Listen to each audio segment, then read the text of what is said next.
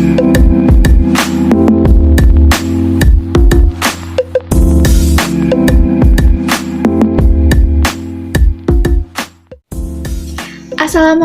warahmatullahi wabarakatuh. Perkenalkan, nama saya Lisna Lestari dengan NIM 1901156 dari Program Studi Pendidikan Masyarakat Universitas Pendidikan Indonesia.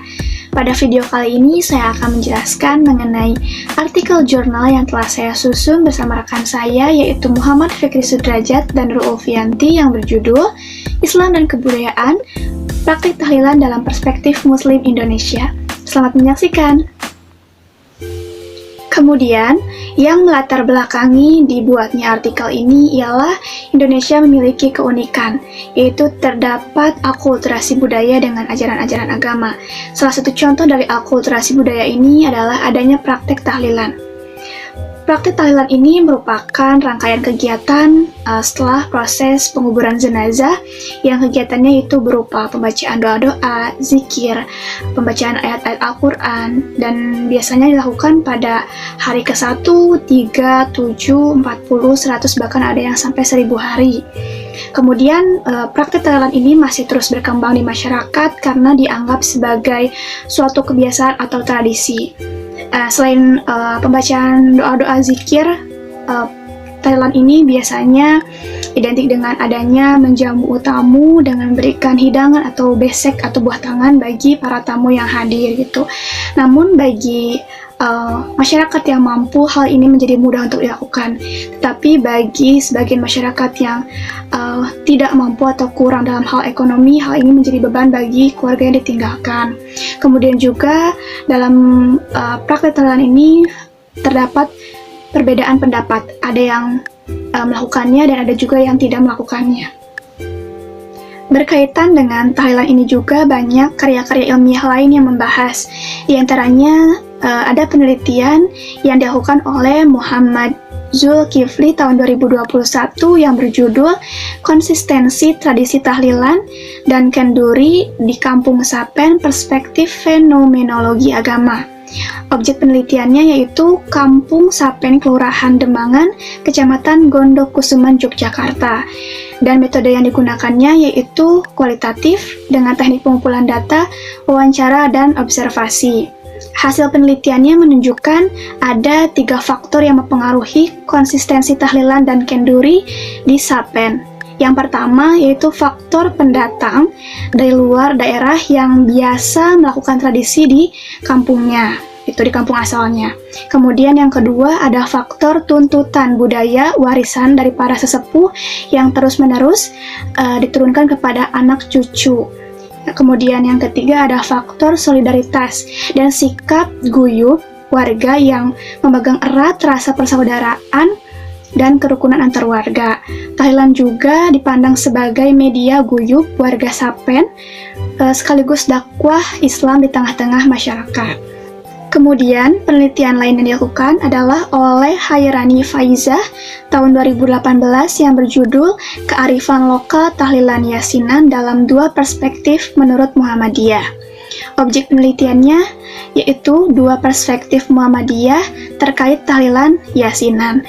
Metode yang digunakannya yaitu studi kualitatif berbasis eksplorasi pustaka dan beberapa observasi. Kemudian, hasil penelitiannya adalah dalam perspektif Muhammadiyah, tahlilan ini bersifat bid'ah dengan dasar pemikiran bahwa manusia ketika ia telah meninggal hanya akan mendapat pahala atas perbuatan yang mereka kerjakan sendiri. Sedangkan dalam perspektif lain, orang Muhammadiyah secara kultural juga melaksanakan ritual tahlilan yasinan ini sebagai bentuk ekspresi dari budaya. Dan penelitian yang telah saya laksanakan ini lebih mengkaji kepada praktek tahlilan dalam perspektif tokoh agama atau tokoh ulama di masyarakat. Kenapa hal itu dilakukan? Karena untuk mengetahui bagaimana pandangan para tokoh agama di masyarakat terkait praktek tahlilan, kemudian juga bagaimana pandangan mereka terkait akulturasi budaya dengan ajaran agama Islam terhadap praktek tahlilan ini, kemudian juga bagaimana perkembangan tahlilan di masyarakat. Selanjutnya, Metode yang saya gunakan dalam penelitian ini adalah metode kualitatif dengan teknik pengumpulan data menggunakan wawancara. Nah, kemudian wawancara yang saya lakukan yaitu menggunakan pedoman wawancara yang telah dibuat. Kemudian setelah data atau informasi diperoleh dari narasumber, kemudian dianalisis dan ditarik kesimpulan, dan selanjutnya dipaparkan atau dituliskan dalam bentuk uraian naratif. Berdasarkan hasil wawancara dengan 3 orang tokoh agama atau tokoh ulama di masyarakat, diperoleh hasil bahwa yang pertama mengenai Thailand ini terdapat 2 perbedaan pendapat, yaitu ada yang berpendapat bahwa Thailand adalah bid'ah atau tidak ada contoh dari Rasulullah yang mengakibatkan mereka tidak melaksanakannya. Sebagian masyarakat yang menolak ini adalah Muhammadiyah, dan bagi Nahdlatul Ulama, mereka menganggap Thailand itu sah dilakukan selagi dengan tujuan yang baik, yaitu untuk mendoakan keluarga atau seseorang yang telah meninggal dunia. Dan momen Thailand ini juga dijadikan sebagai sarana untuk bersedekah gitu. Tetapi dengan catatan tidak boleh memaksakan untuk melakukan tahlilan yang sekaligus memberikan hidangan atau jamuan kepada para tamu. Karena jika memaksakan apalagi dengan cara berhutang, nantinya akan menjadi haram. Karena yang terpenting dalam tahlilan ini kita mendoakan seseorang atau keluarga yang telah meninggal dengan membacakan bacaan tauhid seperti tahmid, takbir, tahlil atau lantunan ayat suci Al-Quran lainnya. Karena mendoakan seseorang yang telah tiada seharusnya atau tidak harus ditentukan dengan hari ke-1, 3, 7, 40, 100, bahkan 100 hari, melainkan harus dilakukan selama kita masih hidup. Untuk menyikapi perbedaan pendapat umat muslim ini adalah dengan kerukunan dan toleransi. Kemudian yang kedua, menurut para tokoh ulama atau tokoh agama di masyarakat mengatakan bahwa Thailand ini bisa disebut dengan akulturasi budaya dengan agama. Tapi hal yang paling utama adalah tetap nilai-nilai ajaran agama Islamnya, yaitu membacakan doa-doa, zikir, lantunan ayat suci Al-Quran, silaturahmi, kemudian juga nilai solidaritas kita dengan membantu mendoakan keluarga yang terkena musibah. Jika dibandingkan dengan penelitian sebelumnya, penelitian saya ini lebih menjelaskan kepada pandangan para tokoh agama di masyarakat yang menyatakan bahwa praktek tahlilan ini boleh dilakukan dengan tujuan yang baik, yaitu untuk mendoakan seseorang atau keluarga yang telah tiada. Dan hal menarik yang ada dalam penelitian saya ini yaitu di mana ketiga narasumber atau ketiga para tokoh agama menyebutkan atau menjelaskan bahwa praktek tahlilan ini memiliki nilai-nilai ajaran Islam. Salah satunya yaitu nilai sedekah.